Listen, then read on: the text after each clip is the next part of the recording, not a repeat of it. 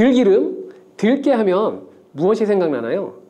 들기름에 미역하고 같이 달달달 볶아서 미역국을 끓여 드시면 정말 맛있죠. 건강에 좋다고 알려진 이 들기름과 들깨를 잘못 먹게 되면 암에 걸릴 수도 있고 혈관 건강에 안 좋은 영향을 줘서 치매를 유발할 수도 있다는 사실 알고 계셨나요? 나이가 들면서 산책하기도 힘들고 관절이 쑤시고 무릎 통증 때문에 힘들지 않으신가요? 들깨의 첫 번째 효능이 바로 관절염에 좋다는 것입니다. 무릎이나 관절 통증 때문에 병원에서 진통제를 처방받으시잖아요. 이때 처방받는 진통 소염제의 역할은 몸속에 프로스타글란딘이라는 물질의 생성을 억제하여서 이 통증을 막아주는 것인데요.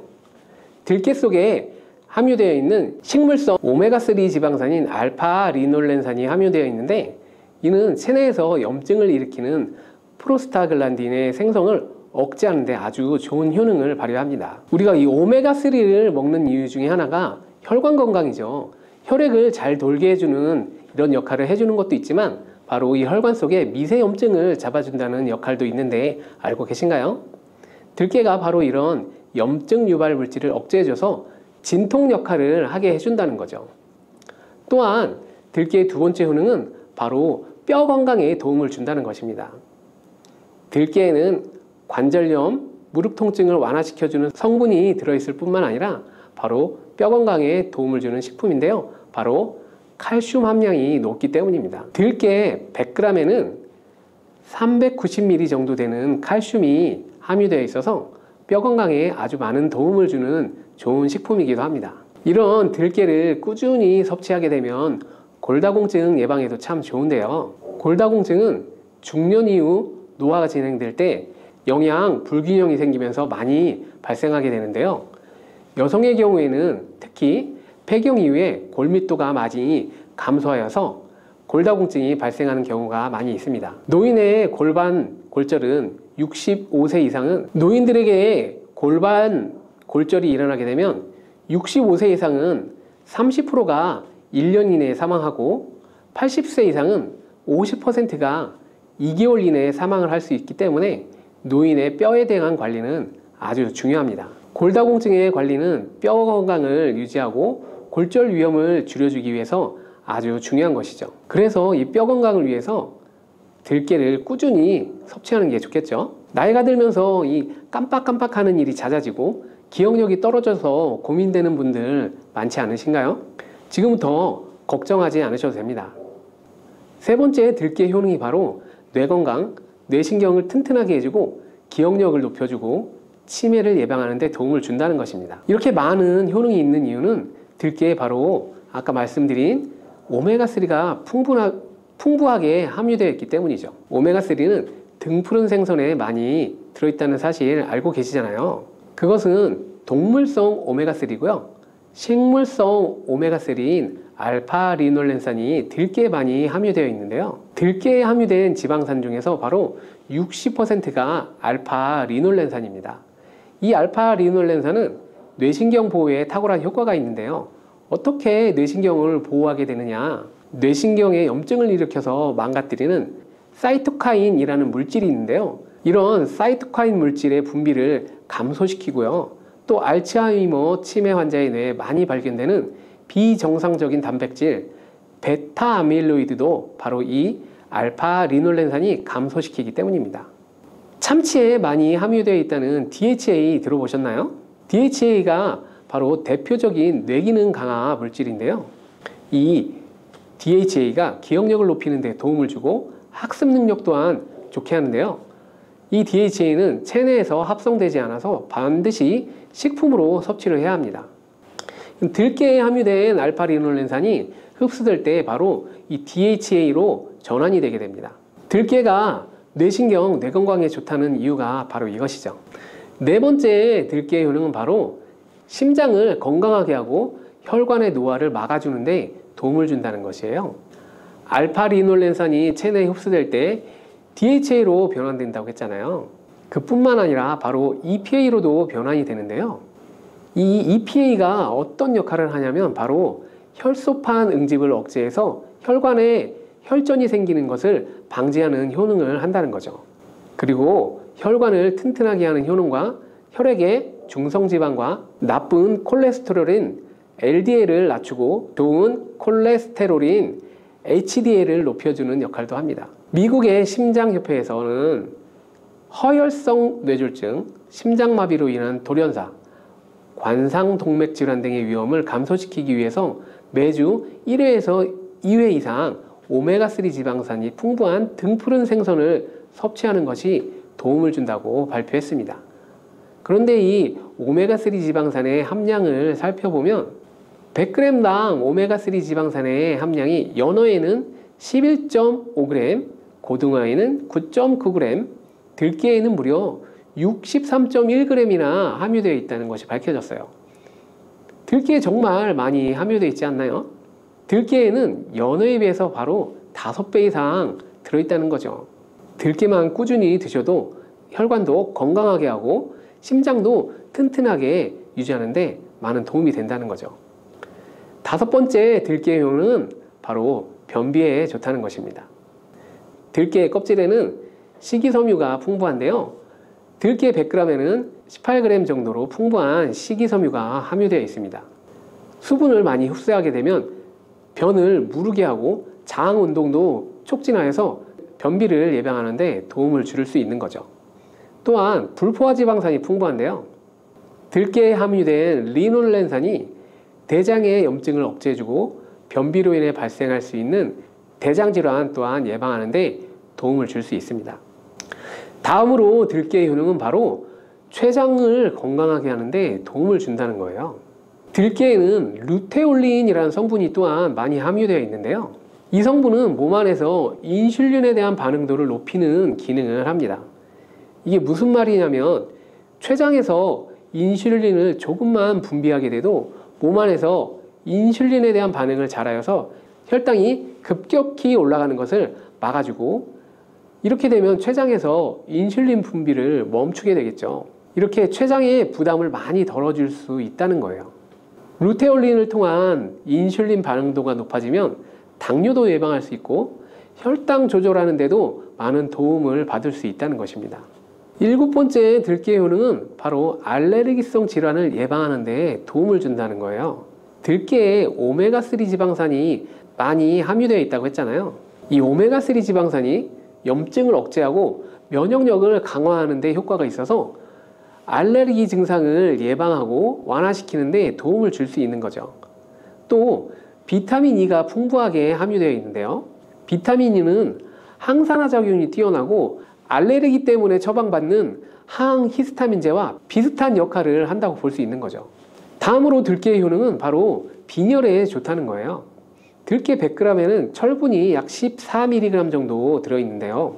이는 시금치의 약 2배에 해당됩니다. 시금치보다도 철분 함량이 높아서 이 빈혈에 도움을 준다는 거고요. 그뿐만 아니라 들깨에 함유된 비타민 B12는 조혈작용을 도와주는데요. 조혈작용이란 혈액 속에 혈구를 만들어내는 역할을 합니다. 빈혈이 있는 분들이 들깨를 꾸준히 드시게 되면 빈혈을 개선하는 데 많이 도움을 받을 수 있다는 거예요. 이렇게 많은 장점이 있는 들깨에도 아주 취약한 단점이 있습니다. 그것은 바로 열에 약하고 산패가 쉽게 된다는 거예요. 보통은 통들깨보다 들기름으로 많이 섭취를 하고 계신데요. 이 들기름을 짤 때 방법이 아주 중요합니다. 보통은 200도 이상으로 들깨를 볶아서 기름을 짜게 되는데요. 이때 몸에 좋은 오메가3 지방산이 대부분 파괴가 됩니다. 그래서 들기름을 드실 때는 저온에서 압착한 들기름을 사용하는 것이 좋습니다. 저온 압착유 또는 생들기름이라고도 하는데요. 이 기름을 요리에 사용할 때도 열에 오랫동안 가열하지 마시고 요리가 끝날 때쯤 무려 들기름을 넣어 주거나 먹기 직전에 드레싱을 하여서 드시는 것이 아주 좋습니다. 들기름은 또 산패가 쉽다고 했잖아요. 들기름이 산패되면 벤조피렌이 생성되는데 바로 이게 1급 발암물질이에요. 산패된 들기름을 지속적으로 드시게 되면 발암물질을 계속 먹게 되는 거죠. 그래서 들기름의 사용기한을 지켜주는 것이 아주 중요한데요. 보통은 2달 내로 드시는 것이 좋고 개봉을 했다면 1달 이내에 소비하는 것을 권장드립니다. 보관 방법도 중요한데요. 신문지나 검은 비닐 등으로 감싸서 빛을 차단하고 밀봉한 상태에서 반드시 냉장 보관하시기 바랍니다. 실온에 두신다면 들기름의 산패는 급속히 진행되기 때문입니다. 그런데 이 들기름을 오래 보관할 수 있는 방법이 있는데요. 그것은 바로 참기름과 섞어서 보관하는 것입니다. 참기름에는 비타민 E와 세사몰이라는 성분이 있는데요. 이 성분들이 산패를 막아주는 데 도움을 준다는 거죠. 참깨에 있는 세사몰이라는 성분은 참기름을 고온에서 볶거나 기름을 짜는 과정에 생성되는 물질인데요. 이 때문에 다른 기름에 비해서 참기름이 산패가 느리고 지속성이 좋은 거죠. 그래서 들기름과 참기름을 7:3 또는 8:2 정도로 섞어서 보관하시면 조금 더 오래 보관할 수 있습니다. 그런데 들깨를 기름으로 드시게 되면 들깨 껍질을 섭취할 수 없는데요. 들깨 껍질에 몸에 좋은 식이섬유와 대표적인 항산화 물질인 폴리페놀 성분을 다 버리게 되는 거죠. 그래서 들깨를 제대로 드시려면 들기름보다도 통들깨 자체로 드시는 것이 좋습니다. 마트에 가면 통들깨보다도 들깨 가루를 많이 판매하고 있는데요. 들깨 가루는 산패가 빨리 진행되기 때문에 통들깨를 찾아서 구매하시기 바랍니다. 통들깨를 구매하시면 그 안에 작은 돌이라든지 이물질들이 들어있는데요. 세척을 잘 해주셔야 합니다. 세척하는 방법도 바로 알려드릴게요.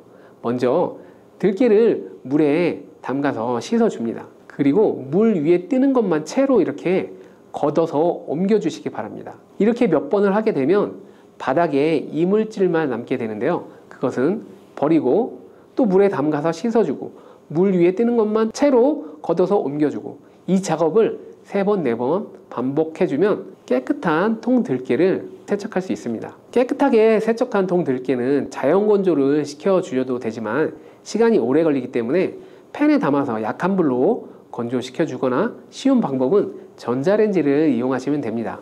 전자레인지를 이용해서 건조하는 방법도 알려드릴게요. 세척한 통들깨를 접시에 담아 주시고요. 이렇게 해서 5분 정도 전자레인지에 돌려주세요. 그리고 꺼내서 상태를 한번 확인해 줍니다. 아직 건조가 덜 되었을 거예요. 한 번에 오랜 시간 전자레인지를 돌리게 되면 들깨가 탈 수 있기 때문에 이렇게 5분 정도씩 돌려가면서 상태를 확인해 주면서 완전히 건조될 때까지 반복해 주시면 됩니다. 완전히 건조된 통들깨는 그냥 스푼으로 떠서 한 스푼씩 이렇게 드셔도 됩니다. 먹을 만큼 믹서기에 갈아서 음식에 넣어 드셔도 좋고 통들깨 자체로 음식에 넣어 드셔도 됩니다. 밥할 때 한 스푼 넣어서 같이 밥을 해도 아주 좋은 방법입니다. 이렇게 하면 들깨를 산패되지 않은 상태로 신선하고 건강하게 드실 수 있습니다. 몸이 으슬으슬 떨리거나 추울 때는 김이 모락모락 나는 생강차 한 모금 생각이 많이 나는데요. 많은 분들이 겨울철에는 생강을 사다가 꿀에 넣은 생강철을 해놓아서 많이 드시게 되죠. 알싸한 생강차를 드시면 몸이 따뜻해지는 것이 느껴지고 몸이 차가운 분들은 생강이 몸을 데우는데 효과가 있다고 많이 들어보셨을 거예요. 과연 진짜 이 생강은 우리의 몸을 따뜻하게 해주는 효과가 있을까요? 또 어떤 방법으로 드셔야 효과가 있을지 한번 알아볼게요. 구독과 좋아요, 전체 알림 설정은 영상 제작에 큰 힘이 됩니다. 생강은 다양한 건강 효능을 가지고 있어서 요즘 많은 사람들에게 주목되는 식품 중 하나인 것 알고 계신가요? 생강은 우리 몸에 여러 가지 유익한 성분들이 들어있는데요. 그 중에서도 진저롤, 슈가올. 진저롤 성분은 생강의 특유한 매운맛과 향을 내는 성분이기도 합니다. 특히 이 성분들은 노년층에게도 유익한 성분이라서 건강관리에 큰 도움이 될 수 있는데요. 주목할 만한 생강의 대표적인 성분 3가지 바로 소개해 드릴게요. 생강의 첫 번째 성분은 바로 진저론입니다. 진저론은 생강에서 가장 대표적인 활성 성분으로서 생강의 매운맛과 특유의 향을 담당하고 있는데요. 진저론은 항산화 효능이 뛰어나고 세포 손상을 막아주고 노화를 예방하는 데 많은 도움을 줍니다. 또한 진저론은 소염 작용을 가지고 있어서 염증을 줄이고 통증 완화에도 효과가 있는데요. 류마티스 관절염, 근육통, 기타 염증성 질환에 이 성분이 많은 도움을 줄 수 있고 면역력을 증강시키는 데 중요한 역할을 해서 특히 면역력이 약해질 수 있는 노년분들에게 매우 유익한 성분입니다. 생강의 두 번째 대표 성분은 슈가올입니다. 슈가올은 생강을 건조하거나 가열했을 때 생기는 물질인데요. 이 성분은 항암 효과가 있다고 알려져 있는데요. 암 예방에 아주 좋은 효능을 발휘합니다. 슈가올은 진저론보다 강력한 항염증 작용을 하는데요. 이 성분은 염증을 유발하는 물질인 프로스타글란딘의 생성을 억제하는 데 매우 효과적인 것으로 밝혀졌어요. 또한 슈가올은 소화기 계통에 유익한 성분으로 유명한데요. 위의 점막을 보호하고 위염을 예방하며 소화불량을 개선하는 데 유용하고, 위장을 자극하여 소화를 돕고 변비를 완화시키는 데 중요한 역할을 합니다. 소화 기능이 떨어지기 쉬운 노년층들에게 특히 유용한 성분이죠. 생강의 세 번째 대표 성분은 바로 진저롤입니다. 진저롤은 생강을 신선한 상태에서 섭취했을 때 함유되어 있는 성분인데요. 이 진저롤은 진통 효과가 뛰어나고 항염증 작용을 통해 우리 몸의 염증을 줄이는 데 도움을 줍니다. 이 성분은 혈액순환을 촉진하고 체온을 올려주는 효과가 있어서 특히 수족냉증에 아주 효과적입니다. 나이가 많으신 분들 중에 혹시 겨울만 되면 손과 발이 차신 분들 계신가요? 생강의 이 성분은 노년층에서 자주 겪는 손발 차가운 문제를 해결하는 데 큰 도움을 받을 수 있어요. 또한 항균과 항바이러스 성질을 가지고 있어서 감염 예방에 도움을 받을 수 있기 때문에 호흡기 질환을 예방하고 증상을 완화시키는 데도 효과적인 성분입니다. 혹시 중국의 성인 공자를 알고 계신가요? 누구든지 한 번쯤은 들어보셨을 텐데요. 공자는 살아생전에 먹는 음식도 매우 철저하게 관리를 했다는데요. 공자가 매 식사마다 생강을 빼놓지 않고 먹었다는 것 알고 계신가요? 공자는 생강이 얼마나 몸에 좋은지 그 옛날부터 알고 있었던 거예요. 공자는 73세에 생을 마감했는데 그 옛날 평균 수명을 생각하면 정말 어마어마하게 장수를 했던 거죠. 이렇게 건강에 좋은 생강, 생강이 왜 그렇게 좋은지, 생강이 우리의 건강에 어떤 도움이 되는지 4가지 주요 효능을 알려드릴게요. 생강의 효능 첫 번째는 면역력 강화예요. 서울대 노화연구소에서 꼽은 면역력에 좋은 식품 3가지 안에 이 생강이 포함된다는 거 알고 계셨나요?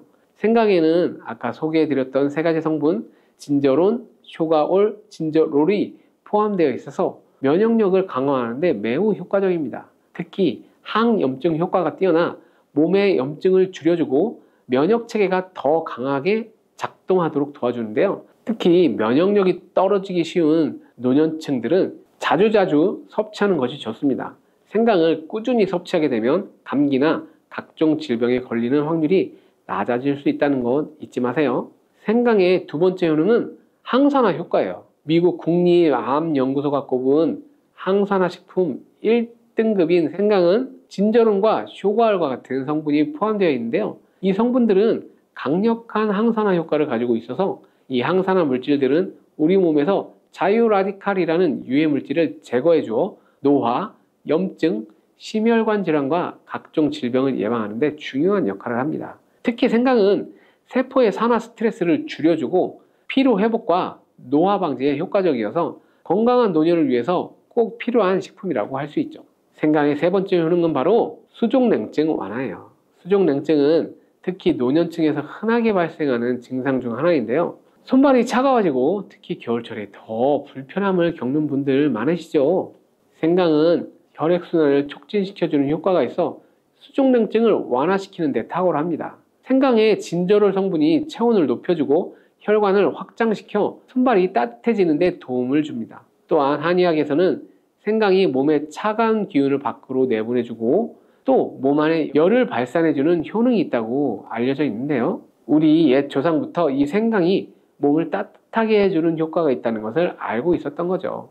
생강의 네 번째 효능은 소화불량 개선입니다. 예전처럼 많이 먹지도 않았는데 속이 더부룩하신 분들 많이 계시죠. 소화불량은 나이가 들면서 자주 겪게 되는 문제인데요.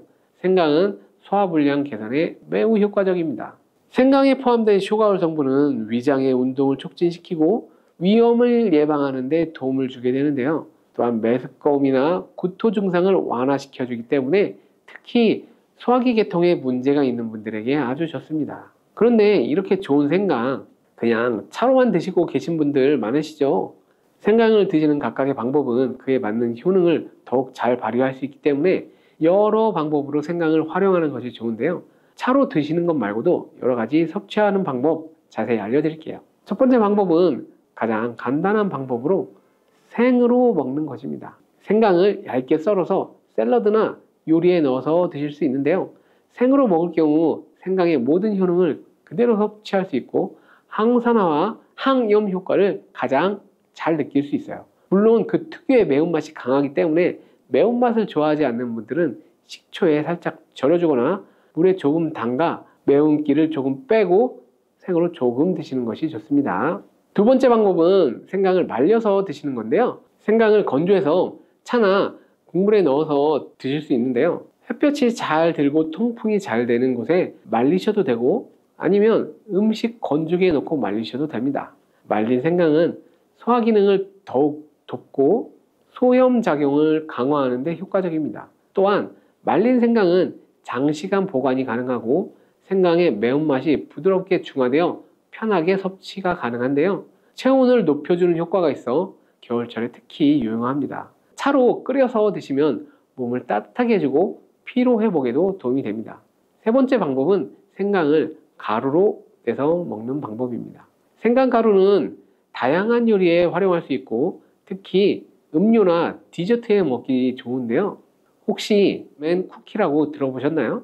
크리스마스에 자주 보이는 쿠키인데요. 외국에서는 맨 쿠키라고 쿠키 반죽에 생강가루를 넣어 겨울철 생강을 먹기 싫어하는 아이들에게 주는데요. 이렇게 가루 형태로 만들게 되면 생강의 매운맛을 부드럽게 즐길 수 있고 물에 타서 드시거나 다양한 요리에 넣어 드실 수도 있고 또한 소화 기능을 돕고 약간의 진통 효과까지 누릴 수 있습니다. 그냥 생강만 드시게 되면 너무 맵다고 하시는 분들 계신가요? 혹은 생강의 향이 너무 강해서 조금 옅게 드시고 싶은 분들도 있을 텐데요. 그런 분들은 주목해 주세요. 생강과 잘 어울리는 식품 몇 가지 소개해 드릴게요. 생강과 잘 어울리는 식품 첫 번째는 바로 레몬이에요. 레몬과 생강은 궁합이 아주 좋은데요. 레몬은 비타민C가 풍부해서 면역력 강화에 도움을 주고 생강은 항산화 작용을 하는데요. 두 가지를 함께 섭취하면 서로의 효과가 극대화되며 특히 감기 예방에 탁월합니다. 또한 레몬은 소화 촉진에도 도움이 되고 생강도 소화불량 개선에 뛰어난 효능이 있죠. 이 둘을 함께 드시면 소화 기능이 개선되고 면역력 강화와 항산화 효과까지 배가 된다는 것 잊지 마세요. 생강과 레몬은 레몬 생강차나 레몬과 생강을 함께 넣은 샐러드로 드시는 것도 추천을 드립니다. 생강과 궁합이 좋은 식품 두 번째는 바로 강황이에요. 강황은 생강과 함께 드시면 항염증, 항암, 면역력 증진의 효과가 아주 강력해지는데요. 강황의 주 성분인 커큐민은 항염증과 항산화 작용이 뛰어나 생강의 진저론, 쇼가올, 진저롤과 함께 염증을 줄이고 세포 보호 효과를 극대화시킬 수 있습니다. 또한 강황은 면역력을 강화하는 데에도 중요한 역할을 하는데요. 생강과 강황은 두 가지 모두 소염 작용이 뛰어나기 때문에 관절염이나 염증성 질환을 앓고 있는 사람들에게 매우 뛰어난 작용을 합니다. 강황 생강차는 특히 겨울철에 체온을 올려주는 효과가 있어서 겨울철 몸이 차신 분들, 수족냉증이 있으신 분들에게 추천을 드립니다. 생강과 같이 드시면 좋은 식품 세 번째는 바로 꿀이에요. 꿀에 생강을 담가 두셨다가 차로 드시는 분들 많으시죠? 꿀은 생강과 함께 드시면 그 효능이 배가가 되는데요. 꿀은 항균과 진정 효과가 있어 생강의 자극적인 맛을 부드럽게 해줄 뿐만 아니라 꿀은 피로 회복에도 좋고 생강과 함께 드시면 소화불량 개선에도 더욱 도움이 됩니다. 꿀 생강차는 속을 따뜻하게 해주고 위와 목을 따뜻하게 해줘 감기 증상이나 기침 완화에도 좋은 음료가 됩니다. 이렇게 건강에 좋은 생강, 몸에 좋다고 많이 드셔도 될까요? 물론 모든 식품은 과유불급인데요. 생강도 마찬가지로 적절히 섭취해야 효과가 있습니다. 또한 잘못 먹게 되면 몸에 해가 되는 부작용이 있을 수 있기 때문에 몇 가지 유의사항을 알아두시는 것이 중요한데요. 바로 알려드릴게요. 생강을 보관할 때 대충 비닐에 넣어 두셨다가 곰팡이 핀 거 보신 분들 많으시죠? 생강은 곰팡이가 생기지 않도록 주의하셔야 하는데요. 생강은 수분의 함량이 많아서 습기에 민감하고 곰팡이가 쉽게 생길 수 있습니다. 이때 곰팡이가 생긴 생강은 섭취하지 않도록 하세요. 생강에 핀 곰팡이는 미코톡신이라는 독소를 생성하는데요. 일부 미코톡신은 인체에 매우 유독해 간과 신장, 면역계에 심각한 손상을 줄 수 있습니다. 생강의 일부분만 곰팡이가 생겨도 그 독이 생강 전체에 퍼질 수 있어 곰팡이 핀 생강은 아깝더라도 전체 다 버리셔야 한다는 것 잊지 마세요. 곰팡이가 피지 않도록 생강을 보관할 때는 통풍이 잘 되는 곳에 보관하고 끼가 많은 곳은 피하시는 것이 좋습니다. 생강은 많은 효능을 가지고 있지만 과다 섭취할 경우에 부작용이 있을 수 있는데요. 너무 많이 지나치게 드시면 속이 쓰리거나 위염이나 위장장애를 일으킬 수 있어요. 하루에 2-3g 정도를 섭취하시는 것이 적당하고 위장이 민감하신 분들은 좀 더 적은 양을 섭취하는 것이 좋다는 것 잊지 마세요. 상추에는 비타민 A, 비타민 C뿐만 아니라 엽산, 칼슘, 식이섬유 등의 다양한 영양소가 있어 건강에 아주 좋은 채소입니다. 부작용이 거의 없는 채소라고 알고 있지만 먹는 방법에 따라 오히려 건강을 해칠 수도 있다는 사실을 알고 계신가요? 어떻게 먹고 무엇과 먹느냐에 따라 상추의 효능은 완전히 달라질 수 있는데요. 지금부터 상추의 효능에는 어떤 것이 있고 먹을 때 주의할 점과 함께 드시면 보약이 되는 음식까지 상추에 대한 모든 것 알려드릴게요. 먼저 상추는 당뇨가 있는 분들에게 정말 좋은 채소입니다. 당뇨 환자라면 채식을 위주로 드시게 됩니다. 그런데 당뇨에 좋다고 하는 많은 채소들의 단점이 소화가 잘 안 된다는 것이죠. 반면에 상추는 소화가 잘 되고 영양소도 풍부하다는 장점이 있습니다. 혈당 조절에도 아주 탁월한 효과가 있는데 어떤 성분 때문일까요? 상추만의 특별한 성분이 바로 락토신 때문입니다. 락토신은 상추의 줄기를 꺾으면 보이는 하얀색 액체 속에 있고 쓴맛을 내는 특징이 있습니다. 최근 연구에 따르면 락토신은 장에서 포도당이 흡수되는 것을 억제해 식후 혈당이 급격히 오르는 것을 막아주는 역할을 하는 것으로 밝혀졌습니다. 이뿐만 아니라 락토신은 간에서 포도당의 생성을 줄이고 인슐린 감수성을 높여 혈당을 낮추는데 효과가 있다고 하는데요. 여기에다 비타민 K도 풍부하여 인슐린 분비를 촉진하는 효과가 있습니다. 그리고 식이섬유가 풍부한데 이는 인슐린 감수성을 높이는 데 중요한 역할을 합니다. 2013년 한양대학교 연구팀의 발표에 의하면 상추의 식이섬유와 폴리페놀 성분이 인슐린 저항성을 개선하고 포도당의 흡수를 지연시킨다고 발표했습니다. 상추는 또한 GI 지수가 23, GL 지수가 100g당 0.5로 낮은데요. 이 수치가 의미하는 것은 상추를 섭취할 때 혈당 상승이 최소화되며 포만감은 길게 유지된다는 것입니다. 그렇다면 상추와 함께 먹으면 당뇨 관리에 더욱 효과적인 음식에는 어떤 것이 있을까요? 요즘 들어 부쩍 유명해진 과일이죠. 바로 아보카도입니다. 불포화 지방산이 풍부한 아보카도는 인슐린 감수성을 높이는 데 도움을 주며 풍부한 식이섬유는 콜레스테롤 수치를 낮춰주고 혈당 조절에 폭발적인 시너지 효과를 나타냅니다. 계란도 상추와 함께 먹으면 좋은데요. 계란에는 질 좋은 단백질과 각종 영양 성분이 풍부한데 혈당을 천천히 오르게 하고 혈당을 오랜 시간 안정적으로 유지하는 데 도움을 줍니다. 계란의 단백질은 포만감을 오래 유지해 주어 과식을 막아주고 간에서 포도당의 생성을 줄여주는 효과도 있어 당뇨에 많은 도움을 줄 수 있습니다. 상추와 만나면 이런 효과는 시너지를 발생하게 되는 것이죠. 상추, 아보카도, 계란을 함께 넣은 샐러드를 드신다면 혈당 잡는 최고의 요리라고 할 수 있습니다. 피부가 칙칙하고 주름이 늘어나고 있는 분들이 있다면 집중해 주세요. 상추가 피부에 굉장히 좋은 효과를 갖고 있습니다. 상추에는 비타민 A와 비타민 C가 풍부한데요. 비타민 A를 다른 말로 레티놀이라고 합니다. 레티놀이 뭐냐면 대부분의 화장품의 원료로 사용되는 성분입니다. 그만큼 피부에 좋다는 것이겠죠. 이 레티놀은 피부 아래쪽에 콜라겐이나 엘라스틴 같은 탄력 섬유를 증가시키는 효능을 가지고 있고 비타민 C도 콜라겐 생성에 관여하는 아주 중요한 성분이기 때문에 비타민 C가 몸속에 부족하면 피부의 탄력이 떨어지고 주름이 늘어나게 되는 것이죠. 그리고 자외선 때문에 피부가 많이 손상이 되는데 이런 자외선으로부터 손상되는 것을 막아주는 역할을 비타민 C가 해주며 멜라닌 색소의 생성도 억제해주기 때문에 칙칙한 피부를 밝게 만들어주는 미백 효과를 볼 수도 있습니다. 피부 미백에 도움을 주는 약재 중에 상엽이라고 있는데요. 이 상엽은 뽕나무 잎이에요. 뽕나무 잎이 항염증 작용도 좋고 피부 미백에도 효과가 뛰어나기 때문에 상추와 뽕나무 잎을 함께 차로 끓여 드시면 피부 건강에 큰 도움을 받을 수 있습니다. 상추에 락토신이라는 성분이 당뇨에 좋다고 했잖아요. 그런데 이 성분이 두통을 진정시켜주는 효과도 좋습니다. 머리가 지끈지끈 아픈 분들이 상추를 드시면 도움을 받을 수 있는데요. 의학의 아버지 히포크라테스가 환자를 수술할 때 상추를 먼저 먹이고 수술을 했다는 기록도 있어요. 상추 안에 락토신이 마취제가 없던 시절에 수술받는 환자의 고통을 줄여주는데 도움을 주기도 했다는 것이죠. 이런 락토신은 염증으로 인한 통증을 줄여주고 두통을 완화시켜주기도 하는데, 특히 열이 오르면서 통증이 발생하는 두통을 개선하는데 효능이 탁월하답니다. 상추는 또 눈 건강에 많은 도움을 주는데요. 상추에는 루테인, 비타민 A, 베타카로틴이 풍부하기 때문입니다. 루테인은 영양제로 많이 먹고 계시죠. 눈 건강에 도움을 주는 대표적인 영양소가 바로 루테인인 건 알고 계실 거예요. 눈이 노화가 진행되면 황반색소의 밀도가 감소하게 되는데, 루테인이 이 황반색소의 밀도를 유지하는 데 도움을 주고 황반 변성을 예방하며 로놉신의 생성을 도와주기 때문에 시력도 좋아지게 됩니다. 또한 베타카로틴은 활성산소를 제거하여 눈의 노화를 예방하고 비타민 A로 전환되어 눈의 점막을 건강하게 유지하도록 도움을 줍니다.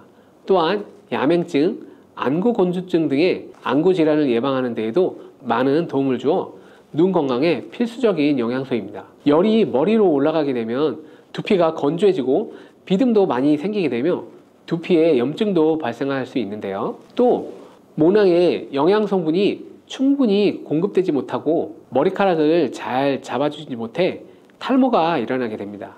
이럴 때는 두피의 상태를 건강하게 만들어줘야 탈모를 방지할 수 있습니다. 상추는 찬성질을 가지고 있어 열을 내려주는 효과가 있습니다.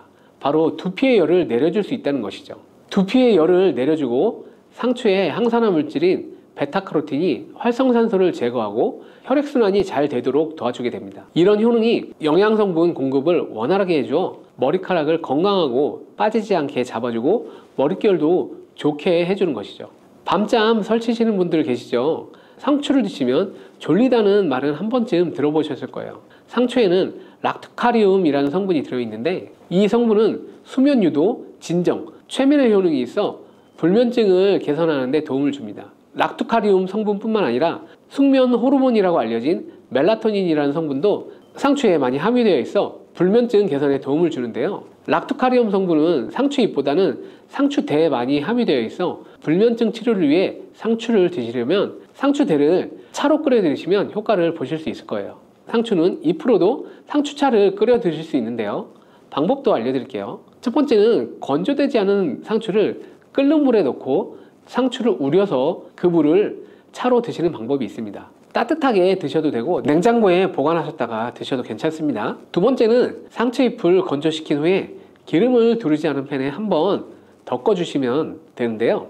이때 상추잎이 부서질 거예요. 부서진 상추잎을 다시팩 같은 곳에 소분해 두셨다가 차로 우려서 드셔도 되고, 큰 통에 담아 두셨다가 마실 때마다 커피를 내리는 것처럼 거름종이에 걸러 뜨거운 물로 우려서 드셔도 됩니다. 상추의 종류에 따라서 락토카리움의 성분의 함량이 다른데요. 요즘엔 쓴맛을 제거한 계량종이 많아 이 락토카리움 성분이 상당히 적게 함유되어 있어요. 아무 상추나 드시면 효과를 볼 수 없고, 전남 농업기술원에서 개발한 품종인 흑하랑이라는 상추가 있는데요. 일반 상추에 비해 락토카리움의 함량이 124배나 높다고 합니다. 수면 개선을 위해 상추를 드실 분들은 흑하랑을 구매해 드시면 효과를 볼 수 있겠죠. 장이 안 좋은 분들에게도 상추는 많은 도움이 되는데요. 상추에는 수분이 풍부하고 식이섬유와 마그네슘이 많아 수분이 없어 단단해진 변을 부드럽고 묽게 만들어 배변 활동을 도와줍니다. 장이 건강하지 않아 장에 독소가 쌓이게 되면 그 독이 위로 올라와 얼굴에 나타나게 되는데요. 얼굴에 여드름 같은 뾰루지가 생기고 피부가 어두워지는 증상이 나타날 수 있습니다. 상추에는 배변 활동을 활발하게 하는 식이섬유뿐만 아니라 엽산이 풍부해 대장의 염증을 줄여주는 효과도 있습니다. 그리고 비타민 K, 엽산, 루테인이 함께 작용하여 염증뿐만 아니라 대장암을 예방하는 데에도 효능을 발휘하게 되는데요. 풍부한 엽산은 혈액을 생성하는 데에도 도움을 주지만 손상된 세포 DNA를 복구하는 효능이 있어 암을 예방할 수 있습니다. 식이섬유는 장내에 쌓인 노폐물들을 흡착하여 몸 밖으로 배출시켜주고 염증을 제거해주어 장을 건강하게 해주는 것이죠. 상추는 뼈 건강에도 도움이 된다는 보고가 있습니다. 미국의 캘리포니아 주립대학교에서 우주인을 위한 유전자 조작 상추를 만들었는데요. 사람이 우주에 가면 중력이 없기 때문에 골밀도의 손실이 심하게 일어납니다. 한 달에 1% 정도씩 줄어든다고 하는데 유전자 조작된 상추를 먹으면 이러한 현상을 막아줄 수 있습니다. 이 상추에는 뼈 생성을 촉진하는 부갑상선 호르몬 관련 유전자가 들어있습니다. 유전자 조작이 되지 않은 상추에도 칼슘이 많이 함유되어 있어 골다공증 예방에 도움을 줄 수 있는데요. 두부와 함께 드시면 이 효과는 배가 됩니다. 두부에는 이소플라본이라는 성분이 많은데 상추의 칼슘이 몸속에 흡수되는 것을 도와주어 골다공증을 예방하는 효과를 극대화시켜 줄 수 있습니다. 상추를 드실 때는 주의할 점이 별로 없지만 이것만은 꼭 기억해 주세요. 상추가 차가운 성질을 가지고 있다고 하는데 몸이 찬 사람이나 위장이 약한 분들은 상추를 너무 많이 드시면 소화불량이나 설사, 복통 등의 증상이 나타날 수 있습니다. 이런 분들은 상추를 조금만 드시거나 익혀 드시는 것이 좋습니다. 또 갑상선이 약하신 분들도 주의하셔야 하는데요. 상추에는 갑상선 호르몬 생성을 방해하는 성분이 있어 갑상선 기능에 영향을 줄 수 있습니다. 그리고 상추를 보통 쌈을 싸먹을 때 많이 드시잖아요. 그때 쌈장을 많이 드시는데 상추가 문제가 되는 것이 아니라 바로 이 쌈장에 문제가 있습니다. 쌈장에는 다량의 소금과 설탕이 들어가게 되는데 특히 소금의 양이 문제가 됩니다. 농촌진흥청의 자료에 따르면 보통 쌈장 100g당 평균 나트륨의 함량이 2310mg이 들어있습니다. 국제보건기구에서는 하루 나트륨 권장 섭취량을 2000mg 이하로 먹으라고 하는데 쌈장 한 수저 정도만 드시면 1일 나트륨 섭취량의 45%나 먹게 됩니다. 우리나라 음식의 특성상 소금이 들어간 음식이 많죠. 김치나 다른 반찬을 먹게 되면 나트륨 권장 섭취량을 금방 넘게 됩니다. 이렇게 과도하게 나트륨을 먹게 되면 고혈압 같은 심혈관 질환의 위험을 높이게 된답니다. 나트륨이 혈관에 많으면 혈압이 높아지고 뇌졸중의 발병률도 높아지게 됩니다. 쌈을 드실 때 쌈장은 최소한으로 줄이는 게 좋겠죠. 한의학에서는 약으로 사용할 정도로 약효가 뛰어난 식재료가 바로 녹두입니다. 우리 선조들은 이 약효를 잘 알고 일반 가정에서도 많이 사용을 했는데요. 이런 녹두가 만병의 근원인 고혈압과 당뇨에도 좋다는 사실 알고 계셨나요? 그런데 이렇게 좋다는 녹두도 잘 알고 드셔야 되겠죠. 잘못 드시면 우리 몸에 독이 될 수도 있고 또 잘 드시면 보약이 될 수 있답니다. 녹두는 그러면 어떻게 또 무엇과 먹어야 되고 주의할 점은 무엇인지 모두 알려드릴게요. 녹두의 약간 그 거친 식감을 싫어하시는 분들이 껍질을 까고 녹두 소갈맹이만 드시게 되는데요. 녹두에 놀라운 영양 성분들이 거의 다 껍질에 있기 때문에 녹두 껍질은 반드시 함께 드셔야 합니다. 녹두에는 식이섬유가 풍부하고 소화를 돕는 효소가 많아 소화가 잘 안 되는 분들이 드시면 도움이 되게 되는데요. 녹두에 풍부한 식이섬유가 장 운동을 활발하게 하고 소화를 돕는 효소가 장내의 유익균을 풍성하게 해줘 장 건강을 개선해 줄 수 있습니다. 우리의 선조들은 기력이 많이 약해진 환자에게 녹두죽을 먹여 몸을 회복시켜 주었는데요. 그만큼 몸이 약해진 환자들의 몸에도 흡수가 잘 될 만큼 녹두가 우리 몸에 좋다는 것이죠. 놀랍게도 녹두에는 마그네슘, 칼슘과 같은 미네랄 성분들이 풍부한데 이 풍부한 칼슘은 골다공증을 예방하고 뼈를 튼튼하게 하는 효과가 있습니다. 칼슘이 뼈를 이루는 주성분인 것은 잘 알고 계시죠? 마그네슘은 이런 필수 미네랄인 칼슘의 흡수를 도와주기 때문에 녹두가 뼈 건강에도 놀라운 효능을 발휘할 수 있는 것입니다. 그런데 녹두는 성질이 차기 때문에 몸이 찬 분들은 주의해서 드시는 게 좋은데요. 이 때문에 녹두의 껍질을 벗기고 드시는 분들이 있습니다. 하지만 마늘과 함께 드신다면 몸이 찬 분들도 조금 편안하게 녹두를 드실 수 있습니다. 마늘의 따뜻한 성질이 녹두의 찬 성질을 중화시켜 주기 때문이죠. 이뿐만 아니라 마늘이 대표적인 항암 식품인 사실은 알고 계시죠? 마늘에는 S알릴스테인과 알리신이라는 성분이 풍부하여 암세포를 억제하고 사멸시켜주는 효능이 있습니다. 또한 강력한 항산화 성분인 폴리페놀이 많이 들어있어 나쁜 콜레스테롤의 생성을 막아 혈관을 깨끗하게 만들어주기 때문에 심혈관 질환을 예방하는 데 매우 탁월하답니다. 이뿐만 아니라 체내 지방의 대사를 촉진하여 지방 분해를 통해 체지방을 제거하고 비만을 예방하는 효능까지 있는 정말 놀라운 식품이죠. 그래서 마늘을 녹두와 함께 드시면 시너지 효과가 있기 때문에 우리 몸에 보약이 될 수 있습니다. 마늘과 녹두를 함께 먹을 수 있는 가장 간단한 방법은 마늘 녹두밥을 지어 먹으면 되는데요. 녹두를 물에 충분히 불려서 밥을 하시면 녹두 껍질의 거친 식감을 완화시켜 편하게 드실 수 있습니다. 그리고 우리가 녹두하면 생각나는 대표적인 음식이 바로 녹두 빈대떡이 있는데요. 맛있는 녹두 빈대떡에 돼지고기를 갈아서 함께 부쳐 먹기도 하죠. 이 방법은 영양학적으로도 정말 탁월한 조합이 됩니다. 녹두에 부족한 필수 아미노산인 트립토판 같은 성분이 돼지고기에 풍부하게 들어있기 때문인데요. 트립토판이나 메티오닌 같은 필수 아미노산은 우리 몸에서 합성되지 않아 반드시 음식을 통해 섭취해야 합니다. 돼지고기가 이런 아미노산의 훌륭한 공급원이 될 수 있기 때문에 나이가 들면서 기력이 약해진 분들이 녹두와 돼지고기를 함께 드시면 기력 회복에 좋은 효과를 볼 수 있습니다. 또한 돼지고기에는 단백질이 풍부하여 근육을 튼튼하게 하는 데 도움을 주고 풍부한 비타민 B1은 피로 회복과 신경 안정에도 매우 효과적입니다. 철분도 풍부해 나이가 들며 부족해지는 철분 보충에도 효과를 볼 수 있고 필수 지방산인 리놀렌산이 많아 동맥경화와 고혈압 같은 성인병의 예방 및 아연, 셀레늄, 비타민 B6 등의 영양소가 면역력을 강화하는 데에도 도움을 줍니다. 녹두는 또한 혈당을 낮춰주고 인슐린 감수성을 높여주는 효능이 있어 당뇨 관리에도 너무 좋은 식품인데요. 풍부한 식이섬유는 소장에서 당의 흡수를 지연시켜주고 다양한 미네랄과 비타민이 당뇨로 인한 합병증을 예방하는 데도 좋은 효능이 있습니다. 이때 팥과 함께 드시면 이런 효능들이 매우 높아집니다.